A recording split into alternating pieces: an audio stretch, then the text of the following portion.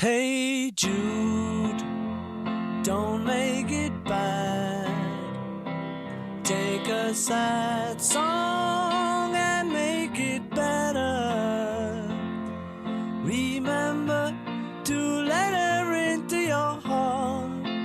Then you can start. Judy Lester was born on May 19, 1920 in North Vernon, Indiana. She graduated from North Vernon High School in 1938. After high school, she attended Franklin College, where she studied journalism. Judy married Morton Lester on September 15, 1961, and had one son, John Lester. Judy joined ESA in 1953. I asked her why she decided to join ESA. Well, I just knew that I wanted to be a part of something that was useful. And they were collecting money for different things and doing things that I was involved in. And, one thing led to another. And first of all, I was very involved, and how can you say no to that? I was reading that you actually went to a St. Jude event. Yes. In Fort Lauderdale, Florida. Yes.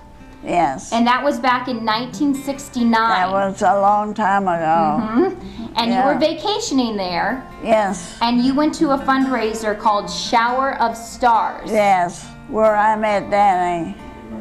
Can you tell us about that meeting with Danny Well, Thomas? it was really exciting. There were so many people out there, and you know how these things are. Big cocktail receptions, and after you go to 2 or 3 of these, well, I said, I want to meet Danny Thomas, so I just went up and told him who I was. I said, I'm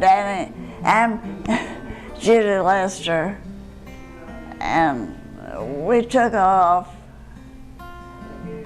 I told him about ESA, and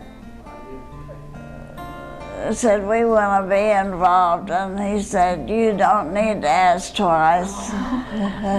Now, you told Danny Thomas about ESA. Yes, I did. What did he think? Well, he thought it was a great organization, and I ended up asking him if he would join, and he said yes. So you invited him to the next year's international convention, which was in St. Paul, Minnesota. Right. So did you send him a letter? No, I always telephoned. You just called him up? Yeah. Well, I had met his wife, Rosemary, and if he wasn't there, she said, I'll have him call you back, so. It's pretty amazing. It was a good friendship. You had been in ESA at that point for about 16 years. Yes. So finding this new project was really important to you. Yes, for Indiana it was. ESA. Can you tell me about that? Why did you feel like it should be a project for just Indiana? Why Indiana? Well, it's my home state, and I love my sisters, and I just want them to be involved in a worthwhile project. Everybody was going to girls' clubs and boys' clubs, but I thought, well, why not? Past Indiana President Cheryl Lamb asked Judy how Danny became an ESA sister. Tell her how you got Danny to become an honorary ESA sister. I asked him. And he said, I forgot what he said now. What was it? We all talked about it. Judy also sent a formal invitation to Danny for his international honorary membership into Epsilon Sigma Alpha. Danny's formal acceptance was sent on March 9, 1970, and read, "Dear Mrs. Lester, please forgive the delay in answering your letter, but I was fulfilling a commitment in Florida and just returned to the city. Thank you for your gracious letter and for your invitation to accept an international honorary membership into Epsilon Sigma Alpha. I am most happy to accept the membership.